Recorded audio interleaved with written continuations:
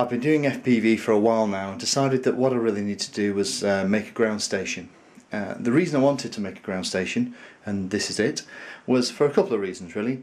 The first one was that when I was flying, only one person could see what you could see through the camera, because the person wearing the goggles obviously had the image in their eyes, everyone else didn't.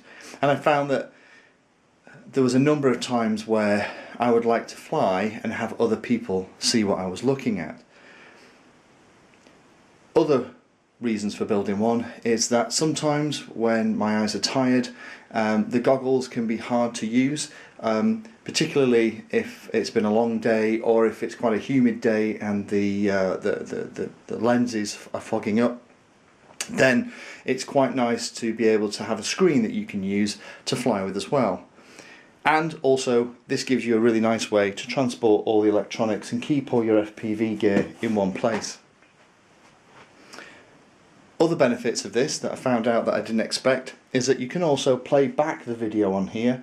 I actually have a little DVR recorder here that actually records the video as it comes into the ground station, so when it's finished you can actually play it back and watch it on the screen and show other people what you've been doing.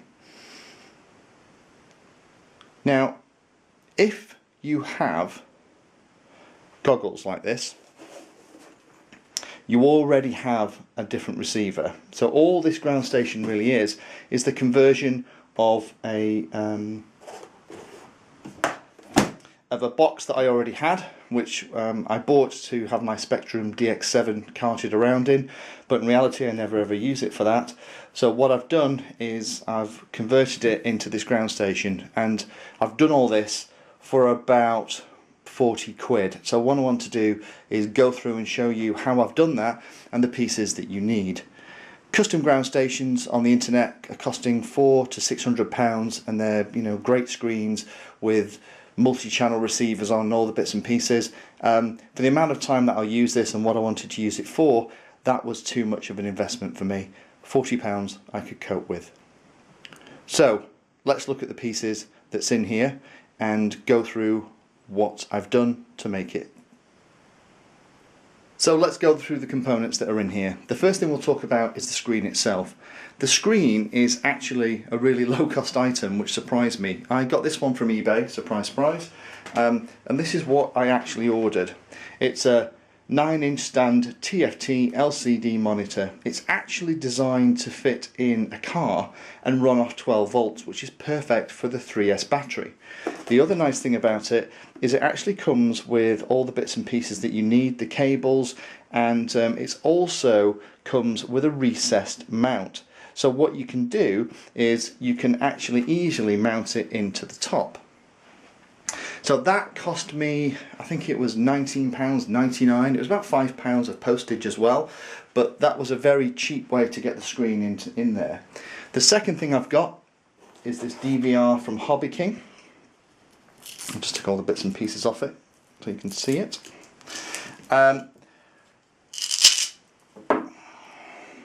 This thing records onto SD card. It has an AV in and an AV out. It means that I can channel the video through this onto the screen, and as soon as you turn it on it starts to record. It also means that because it's connected to this screen, if I want to play videos back, you absolutely can. And finally, of course, the big thing that you need is a couple of batteries and power. Now the way I run this is I have one of my old 22 milliamp batteries. I made up the cable that connects the power that goes into the screen into a Dean's connector. That just sits in here, and that connects into the power connector for the screen. And there's also a little battery that you saw before that I tend to keep on the back of the DVR.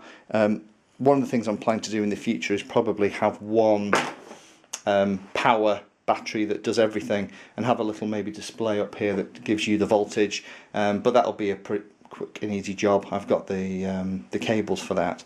Nice thing about the case is because there's lots of space, there's also room in here for my little high definition 808 cam. You can see that in one of my other videos. It also has the remote control for the DVR. We can also keep the remote control for the screen as well, and my high gain antennas, there's somewhere for these to sit, so it just keeps everything in one place. And when I want to go FPV, I grab this case, and whether I want to use the goggles or whether I want to use the screen, I can actually wire it up as I need to, and we can look at that shortly. So let's look at, if you're going to build one of these, what you need. So once I'd got the screen from eBay, the thing was then, how do I mount this in the actual box? This is the board pulled out of the top with the screen in it, and you can see from behind that it kind of pokes through and the cables come out the back, and I've cut another small hole here so that the cables can come out the front, so I can connect them to all the bits and pieces. Now this board it's actually in is cheap and cheerful. It was only £3 or £4 from my local DIY store, and it's this stuff here.